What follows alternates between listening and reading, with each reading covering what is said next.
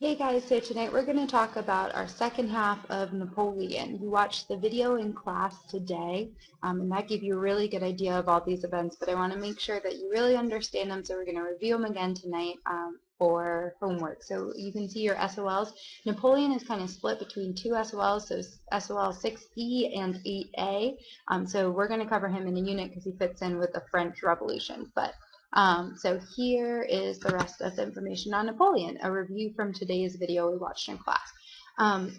So when we left off at our last video, Napoleon was at the height of his empire. This ends pretty quickly in 1812.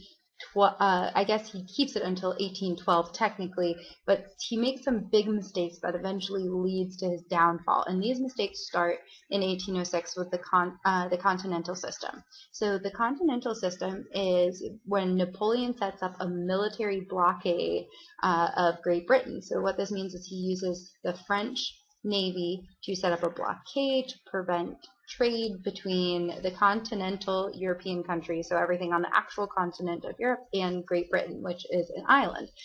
So this was done, Napoleon claimed, for two reasons. One, to make continental Europe more self-sufficient. So remember that Napoleon at this point controls a lot of continental Europe. He has a lot of power. He says, I'm going to make continental Europe self-sufficient. We'll do that by a military blockade so we don't trade anymore with Great Britain.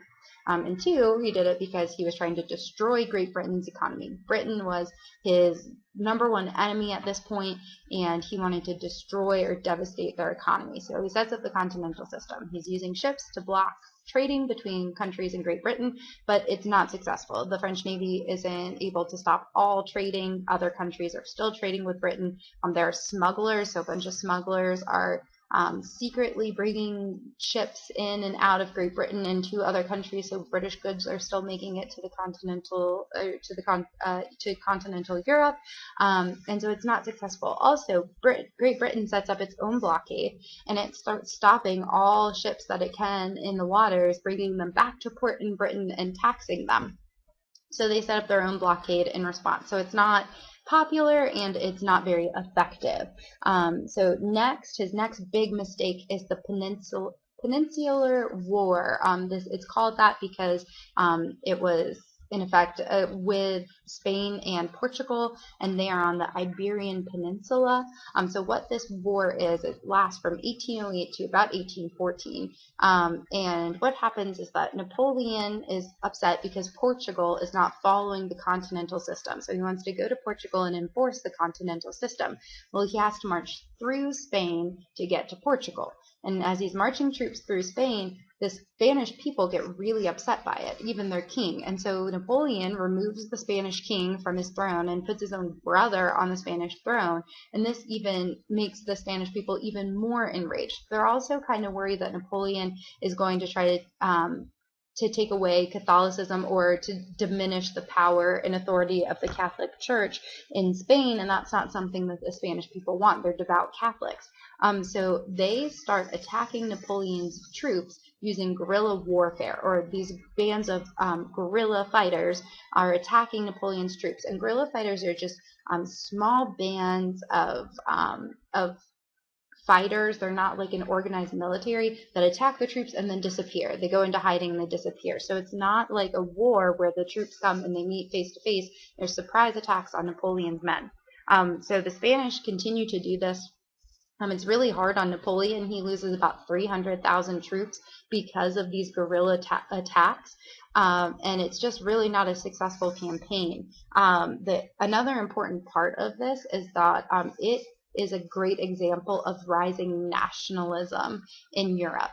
Nationalism is pride in one's own country, or being loyal to one's own country, and we are going to see more nationalism occurring throughout Europe. So the Spanish people were really upset that Napoleon was coming and interfering with their country. They were loyal to their own country, and so they're fighting against Napoleon and the French invasion into their own country.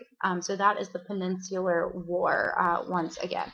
So the last big mistake Napoleon makes that leads to his downfall is the invasion of Russia.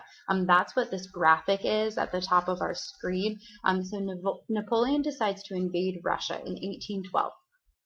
He starts out with 420,000 troops, or a little over 420,000 troops, and he marches into Russia. Well, the Russian army, and it's the army of Alexander, Tsar Alexander, they flee because they don't want to face the strong, large French army right within their borders. So they flee, and as they're fleeing, they're practicing something called the scorched earth policy. What that means is that as they're fleeing, they burn all the crop fields and they slaughter all the livestock. They get rid of anything that could be useful to the French army who is in pursuit of them, who's following them. So this is really hard on Napoleon's army because they don't have an easy way to get supplies to them. It takes a long time to get supplies, and they can't live off of anything there in Russia because the Russian army's destroyed it all.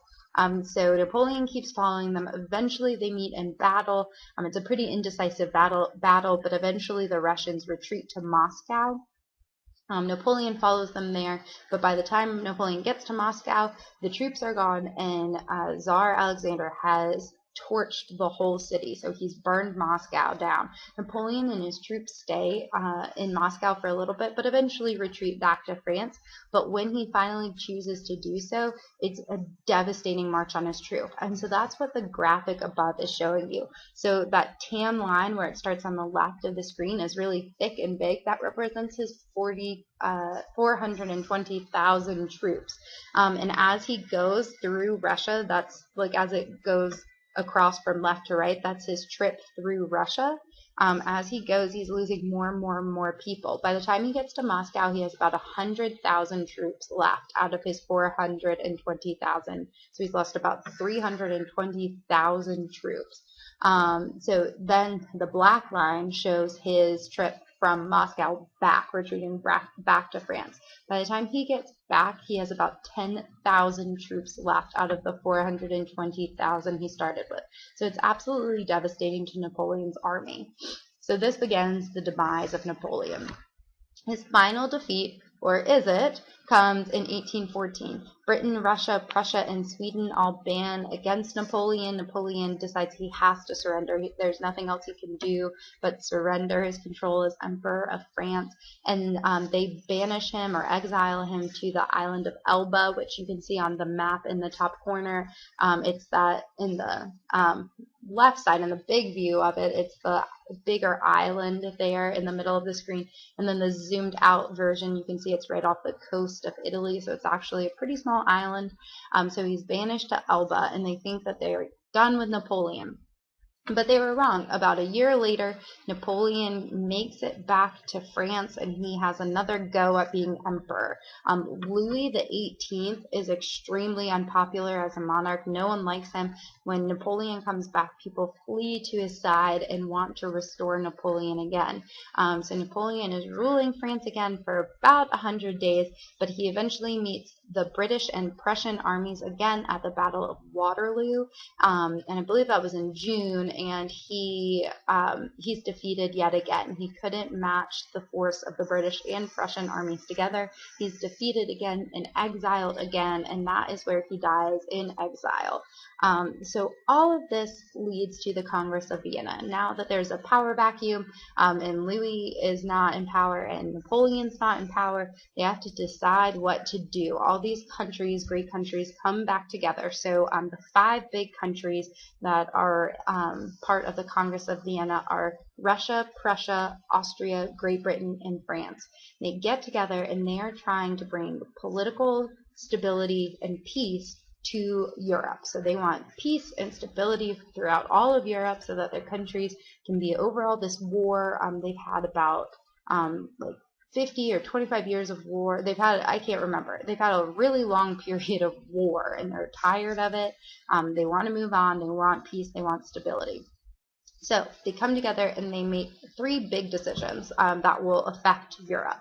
One, they draw a new political map of Europe. I'll show it to you on the next slide, but they draw a new political map of Europe. They do this for a couple reasons, but the main reason is to strengthen the countries around France. So they build up those countries around France and make them stronger so that France can't ever again start invading other countries and gaining an empire and gaining more territory in Europe.